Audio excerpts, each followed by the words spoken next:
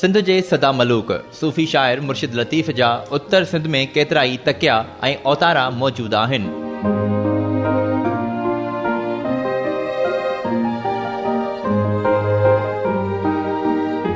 उन्हनि तकियनि मां अबड़नि सरदारनि जे ॻोठ तराई अबड़ो, लॻु मदे जी, तालको गढ़ी यासीन ऐं ज़िलो शिकारपुर वारो ही तकियो बि ख़ासि अहमियत रखे थो, जिते उन दौर जो खूह ऐं भिटाईअ जे इस्तेमाल जूं ॿियूं काफ़ी शयूं अॼु बि मौजूद आहिनि। तारीख़ में का बि अहिड़ी पकी शाहिदी नथी मिले त शाह साईं कहिड़े सन में हिते आयो हो, पर हिकु अंदाज़े मुताबिक़ सन 1724 या 25 ईस्वीअ में अबड़नि सरदारनि वटि आयो हो। उते संदसि घणा हुब वारा मौजूद हुआ, जिते अञा ताईं भिटाई साहब जो औतारो मौजूद आहे।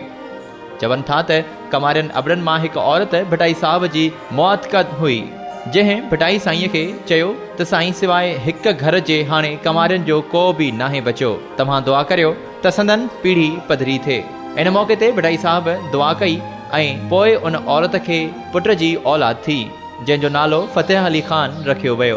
डॉक्टर नबी बख्श बलोच मुताबिक़ लतीफ़ सरकार जो कमारियनि अबड़नि वटि अचण जो सबबु हिकु त कमारिया अबड़ा सरदार आले मोहम्मद सल्लल्लाहु अलैहि वसल्लम जा हुबदार रहिया आहिनि ऐं लतीफ़ सरकार बि आले मोहम्मद सल्लल्लाहु अलैहि वसल्लम मां आहे, अॼु बि संदसि मुआतक़द आहिनि। लतीफ़ सरकार ॿियो जंहिं मक़सद सां हिते आयो हो, उहो मक़सदु हो सुमरनि जूं साम्हूं झलींदड़ सखी बहादुर अबड़े वॾे याने ॼाम अबड़े समय जी औलाद जो मुशाहिदो करणु, उन्हनि में ॼाम अबड़े समय जी बहादुरी ऐं सखावत जा गुण ॾिसणु। मतिलब त भिटाई सरकार हिते मुशाहिदे वारे मक़सद सां आयो हो। अली हसन खान उर्फ अज़हर खान कमारियो अबड़ो रवायत करे थो त असां सीना बसीना इहा रवायत ॿुधंदा पिया अचूं त खोरनि जे मखदूम कंहिं ॻाल्हि तां नाराज़ थी बददुआ कई हुई। लतीफ़ सरकार उन खां पोइ अची दुआ कई, जंहिंसां हुन बददुआ जो असर ख़तम थी वियो।